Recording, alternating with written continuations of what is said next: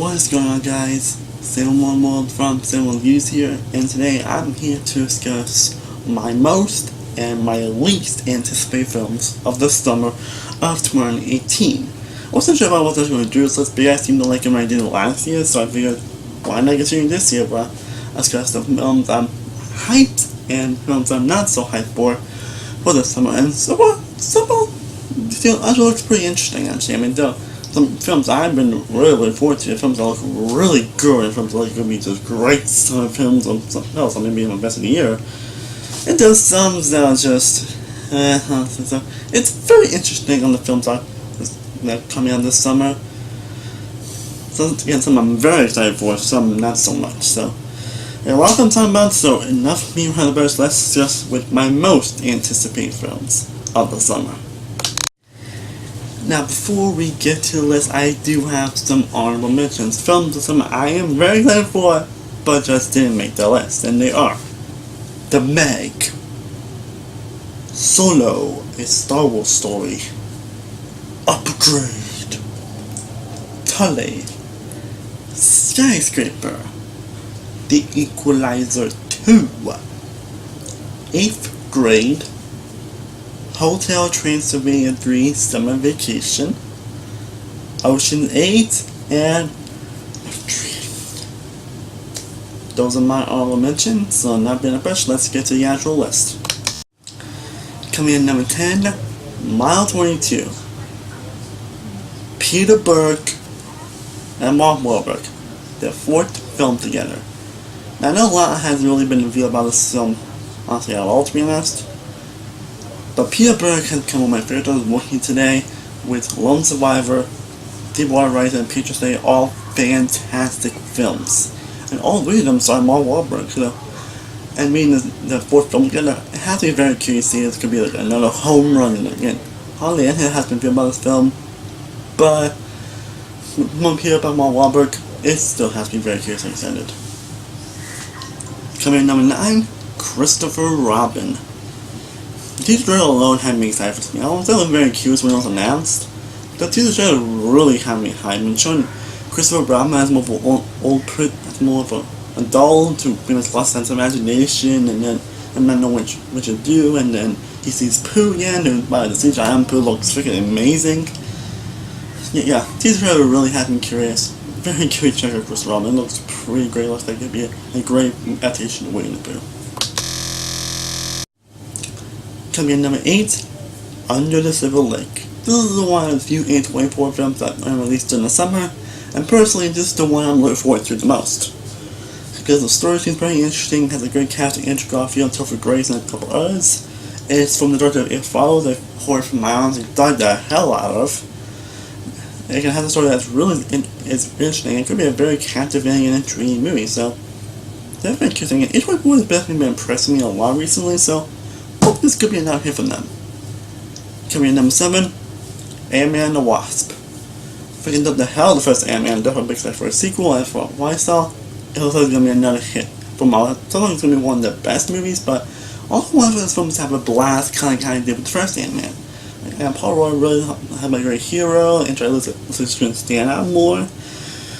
We got a lot of great people coming in. They also got other people like Lawrence Fishburne coming in, and we got Michelle Pfeiffer going to be in it. So I'm just very curious to see this they're going to do with the sequel. And I think it has a chance to probably even build the first Ant-Man, honestly. Coming in number 6, Jurassic World: Fallen Kingdom. I've definitely been excited for this movie for a while. The main reason why I was actually pretty excited for Fallen Kingdom was because of the director, who I haven't seen The Orphanage, but he did a really great film, The Impossible, which I haven't seen. I do recommend, and the incredible Monster Calls, which of course ended up being in my top 20 best films of 2016. If you guys remember, Monster Calls is a fantastic movie, and that alone has me very excited for Fallen Kingdom, what his character's going to bring to the movie. And the trailers I saw looked pretty interesting. It's like going to be a little more different take. I'm going to go back to what made the first film so great to begin with. This one looks like it be the best sequel of the Jurassic Park franchise. I'm definitely very curious to see what this director brings to Fallen Kingdom. Coming in number 5, Sicario, Day of the Salato. Yeah, I'm actually looking forward to the sequel, and given November, I now love Scar now. I recently thought Scar was already as hell, honestly, and now that I recently watched it, maybe getting a shot, see if I was wrong. After watching it, I was very wrong. The first Scar is actually an amazing movie. Definitely hard to watch, but definitely a very captivating and engaging thriller. And it proves that Evil News is one of the best directors working today. Yes. No, I'm definitely been very excited for a sequel, and the trailers I saw, not saying all the trailers, but I read most of them sports and stuff. But from what I saw, it looks amazing. It looks pretty incredible, so definitely can't wait to see what they bring in the sequel. It's not that the need is not coming back, but Taylor Sheridan directed the writing of the film. He also in the first movie along with Hell High One and Wind River, so that really makes me a lot of hope this film could be great. Coming in number 4, Mission Impossible Fallout. Of course, mostly now I'm reviewing all the Mission Impossible movies leading up to this movie. I reviewed the first one, just one of the movies, and the second one, Animal Sideways. And around next month, I'll be reviewing the third one, Zack Pope. And then June, I'll be doing Ghost Protocol, and for fall, I'll be doing Rotation. And for me, and the 4 and 5 are probably the best ones of the franchise, and also you probably could be better than Ghost Protocol and Rotation. Saying how much I love those films, that's saying a lot. Saying a lot. Like you got, of course, Tom Cruise being the great actor he is, and the helicopter scene, and it proves that Tom Cruise really is a dedicated actor. I mean, from my kind of his life doing that, he's still doing stuff like these. That's dedication there. We've got Henry Cavill, who might be the villain, well, I don't know, but it's definitely very interesting. You got a lot of same cast tuning on Michelle Monaghan from the third movie, which is definitely very interesting. And Fallout looks freaking incredible. It has great action, but also a great story to them as well. It's like it also have a great villain as well. That's very curious to see where they take this one. Coming in number 3, Deadpool 2.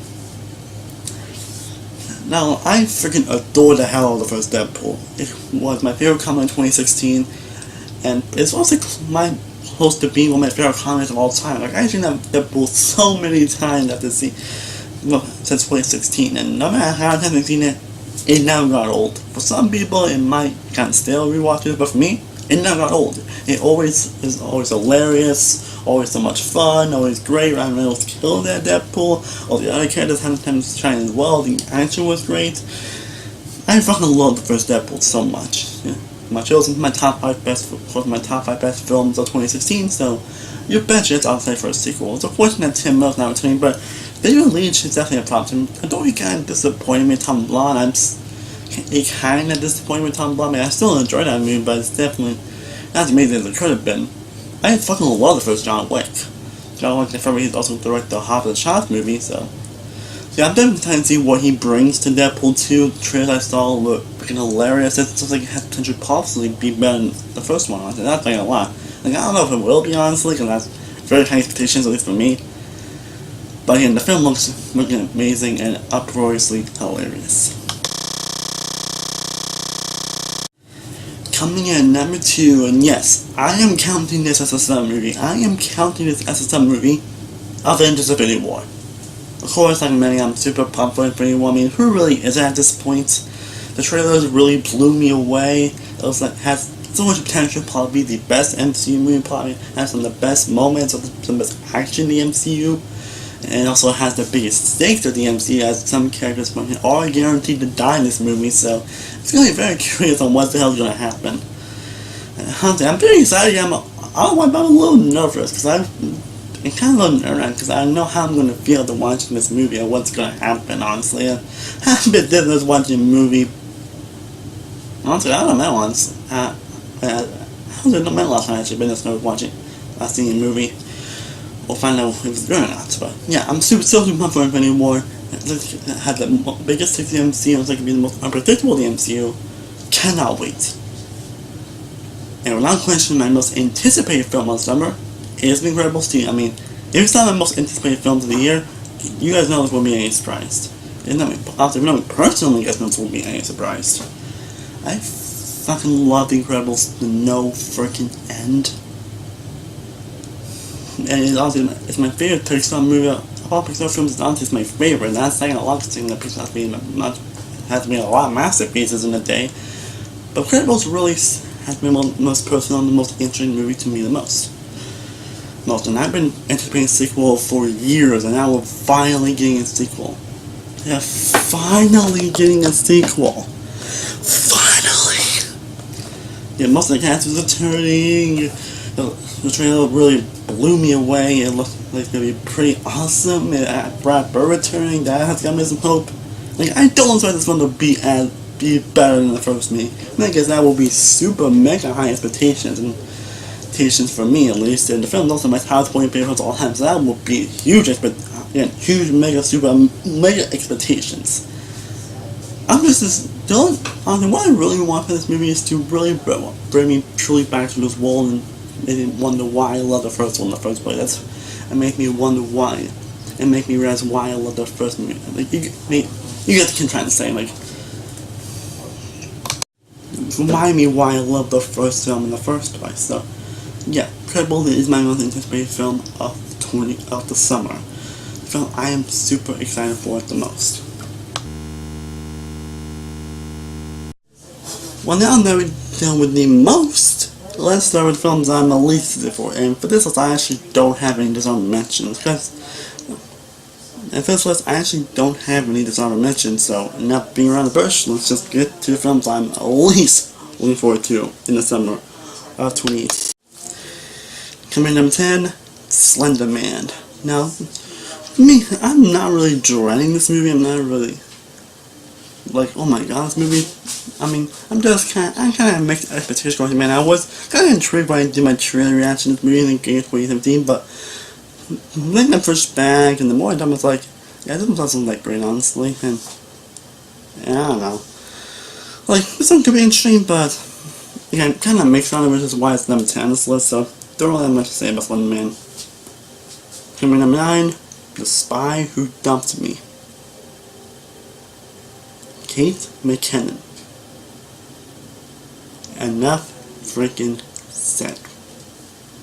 But the trailer really looked terrible. It's like going to be just a film that tries to tell a serious message about females, but doesn't really do that much as well. So, yeah, really not excited. Looking forward to spending that film. There's really not much I else to say about it, to be honest. The trailer I saw really wouldn't look that great, honestly, and yeah, not much I can say, honestly. Coming number 8, we got Mamma Mia, Here We Go Again. Now, here's the thing. I actually haven't seen the first Mamma Mia night. Well, unfortunately, we'll end up seeing the first Mamma Mia before this movie comes out. And so, like, Mamma Mia, I heard, got mixed reaction. People heard it as a pretty bland musical. And who don't not sequel actually, and anybody can agree they would anticipate a sequel.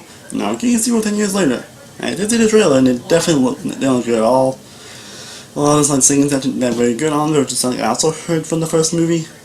It just doesn't look that good, and also it's going to be kind of blah like for the first one. I haven't seen the first one, but I actually will before this one comes out eventually. So yeah, Mamma Mia, Here We Go Again.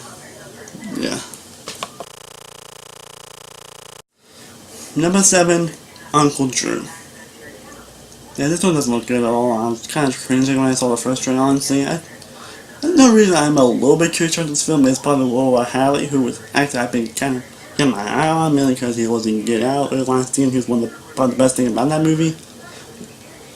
So, and it's probably will be the best thing about the movie, but everything else will just be generic, blah, boring, and probably unfunny. So that's pretty much all I gotta say about Uncle Drew. Number 6, Show Dogs. Another talking dog movie. I really don't think I need to say anymore, honestly. Because we got Ludacris playing the main dog. I love Ludacris, but yeah, he looks like he doesn't look like he's having fun here. That's pretty much all I need to say. Number 5, Overboard, which is a remake of an old 80s film, which I actually have seen with Goldie Hawn. It's actually a pretty solid movie, actually. I don't say it's amazing, but it's still pretty solid and good. And this is a remake, and it's kind of swamped, honestly. And from the trailer alone, I feel I know what's going to happen in this movie. I have a feeling what's going to happen.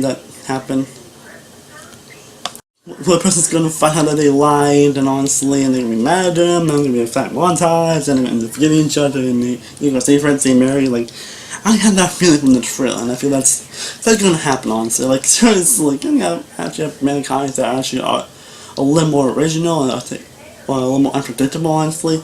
But who even asked for a remake of this movie, honestly? No, I'm serious, who asked for a remake of this movie, honestly? Like, yeah, Varys, you're a talented actress, but you really... Number 4, Life of the Party. The moment I watched trailer, I was not have some even before seeing the trailer, because this stars Ben Falcone, who of course who did Tammy and the Boss.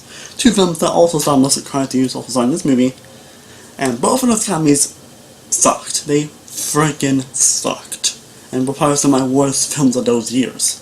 At least put somewhere on my wish list of those years. It came out, so that really didn't make it hope. And Melissa McCarthy, I actually really miss McCarthy. I know if she gives the right script or if she gives the right script or the right material, she can be alive. I mean, she proved that Mike and Molly, and she proved that Bridesmaids, and she proved that Spectacularly in Spy. But yeah, she really has been bad for me lately, and this film's like to be another red flag, to be another terrible comedy. Like this one's even like not terrible or not awful. I'd be surprised. Number 3, Book Club. So this was basically about women who want to change their lives after reading books on 50 Shades of Grey. I don't think I need to say anymore. Number 2, The First Purge. Yeah, I don't really hate the Purge trilogy, and I'm like I hate it like most people are, but I can admit they're not like good movies. The first one was beloved for what it was, but characters were incredibly stupid. And Anarchy was kind of okay at best, honestly. I did find a lot of enjoyment. It was definitely dumb and stupid, but they did have some fun moments, and then I enjoyed it a little more than others. I can never see why people would enjoy it. Legend though, pretty much sucked and was one of my biggest guilty. It freaking sucks, and honestly was one of my biggest guilty pleasures that year. So yeah, I hope they wouldn't make any more films. Aside that, I hope they wouldn't make any more movies, and now getting a prequel movie, which is based on how the Purge actually started. And the real thoughts. I don't think I need to say anymore. Now, without question, my least anticipated film of the summer is Teen Titans Go to the movies.